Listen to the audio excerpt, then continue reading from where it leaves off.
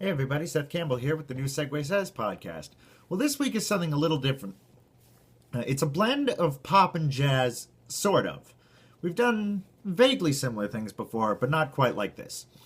The first song is a pop song with some jazz influence and tendencies, and the second song is a piece actually written for a film that's become a bossa nova and jazz standard. The first song is Zanzibar by Billy Joel. And the second song is best known as Black Orpheus by Luiz Bonfá.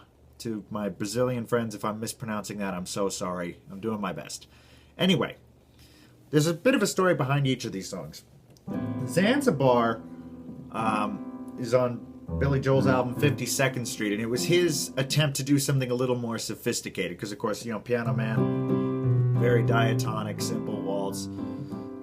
That's what he's best known for, and he's got a lot of those type of songs. But even in things like New York State of Mind, you see tendencies toward some more sophisticated influences, and that really came to a head with Zanzibar.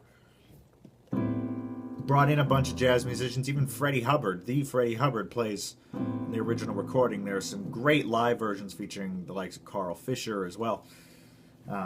Mark Rivera on a couple of them. It was not a hit single, didn't get much, I don't think it got any play, but it's made some appearances on recent live records, including the Live at Shea Stadium farewell concert from 2008, and that version is just absolutely phenomenal. It's a great song, and you might not have heard it if you're not familiar with some of the more deep cuts of Billy Joel, so for those of you who haven't had the good fortune to stumble across it yet, here's how it goes.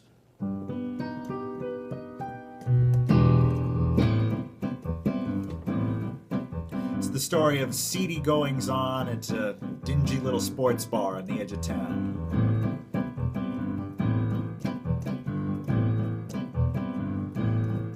Alley dances and the audience applauds. Though he's bathed in sweat, he hasn't lost his style. Alley, don't you go downtown. They gave away another round for free. Whoa, me, I'm just another face at Zanzibar. But the waitress always serves a secret smile. Whoa, she's waiting out in Shiny Town. She's gonna pull the curtains down for me. For me. I got the old man's car, and I got a jazz guitar, and I got a tab at Zanzibar. Tonight, that's where I'll be. I'll be.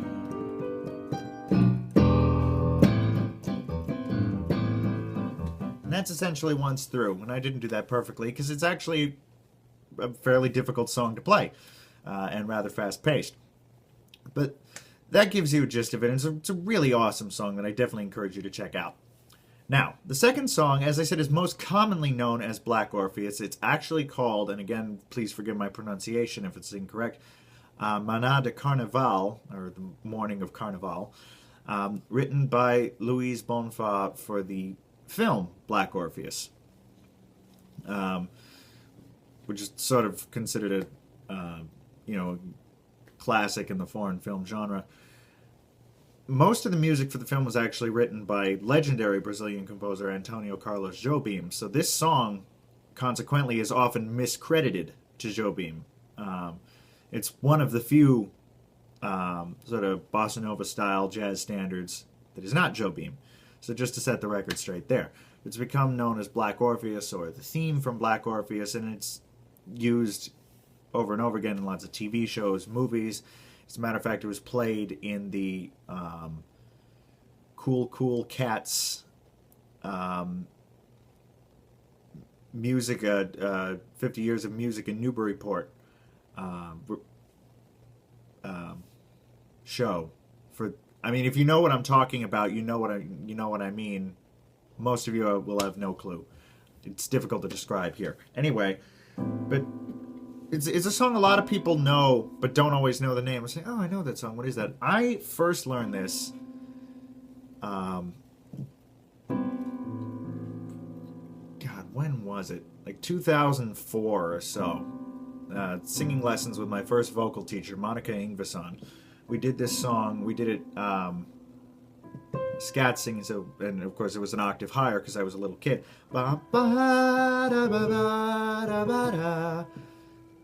And I always loved the song, so I learned to play it on the piano, and it's been a standard for me ever since. It's been a standard in itself for a long time, but it goes something like this. And like most standards, there are many different versions, but this is sort of the legato standard.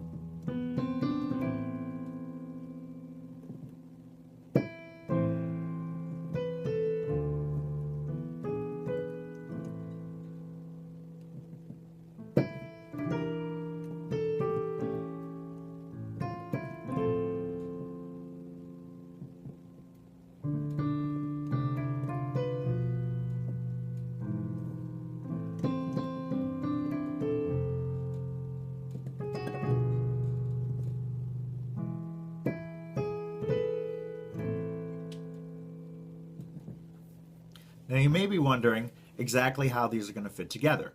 Well, they're both in A minor. And as I mentioned, because Black Orpheus is a standard, it's been done in many different styles and is fairly malleable. You can do a lot of different things with it. Now, I like to use it in two different ways in the process of the same segue. Now, remember the legato version because we're going to come back to that. But jumping back to Zanzibar for a minute. This is the bridge section after the second chorus. I got a jazz guitar, I gotta take her back to Zanzibar, and tonight that's where I'll be.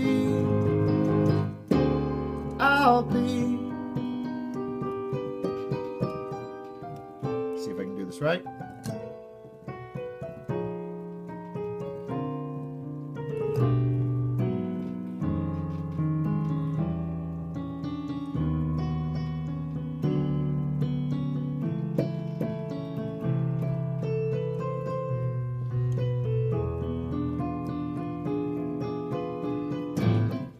And then the drums go double time, and the bass starts doing sort of walking bass line.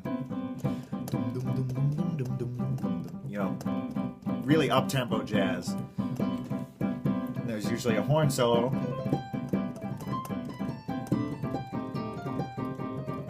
Over the verse progression.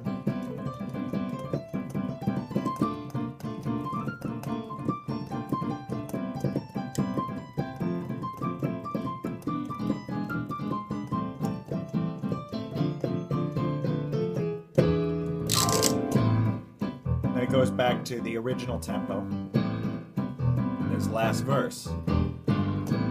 Tell the waitress I'll come back to Zanzibar. So, you've got this really fast-paced, jazzy section in the middle. You have to take my word for it that it's actually jazzy. I can't do a really fast-paced jazz piano solo yet. I'm working on learning, but in any event.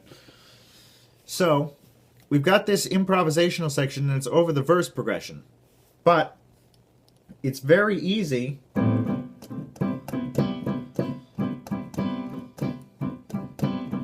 rather than going to the verse progression and soloing, just to play Black Orpheus in this tempo.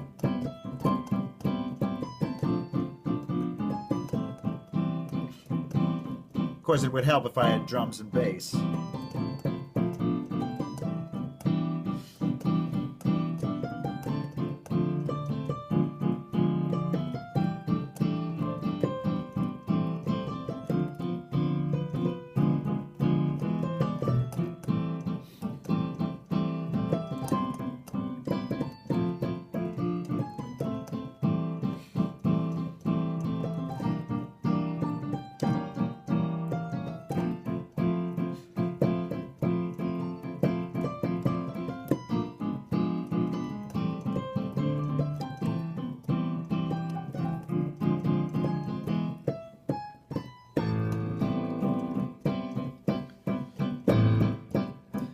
And now there are two things you can do at the end of playing Black Orpheus in that way. One is to do what I just did and go straight to the last verse. Da, da, da, da, da, da, da.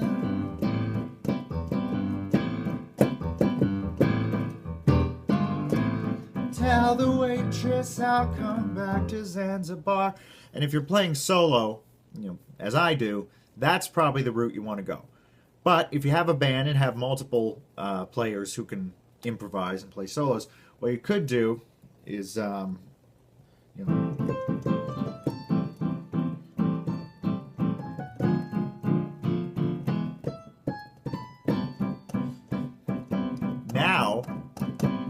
play the improvisational section for Zanzibar.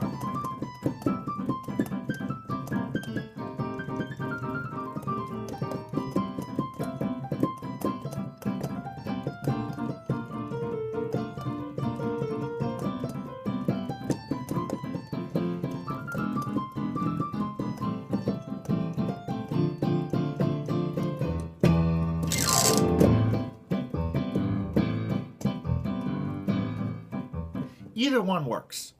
Now, it's worth mentioning that this double time section does come again at the end of the song, after the last chorus. It eliminates the really crazy motion and forwards thing in the bridge.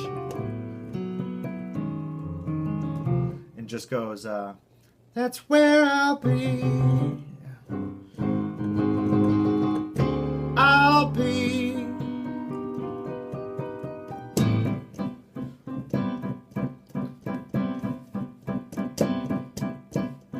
And then there's the improvised portion over the verse progression again. And when that ends, it's the end of the song.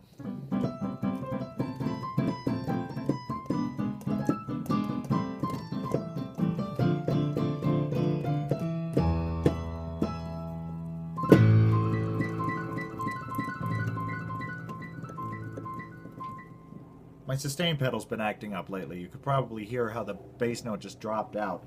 I don't know why that's happening. It's really irritating, but anyway. So, I don't like to put Black Orpheus in that exit jam for two reasons. One, it kind of loses... the Zanzibar story is complete. So, it's better to have, one last flourish and get out. Whereas in the middle, you've just had this crazy, atonal voicings and fourths section. And you can get away with more there. You're in more of this confusing, free-flowing space. And if you do it there, you definitely don't want to do it again, because then you're just hammering the audience over the head with it. And if you do what I do, you really don't want to do it again there. Because I like to start this piece with the legato style Black Orpheus. Now, Zanzibar begins with this.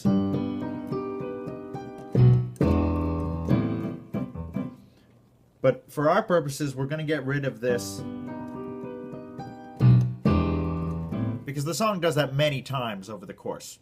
So, rather than start with that, I like to start with the legato Black Orpheus, and which of course ends.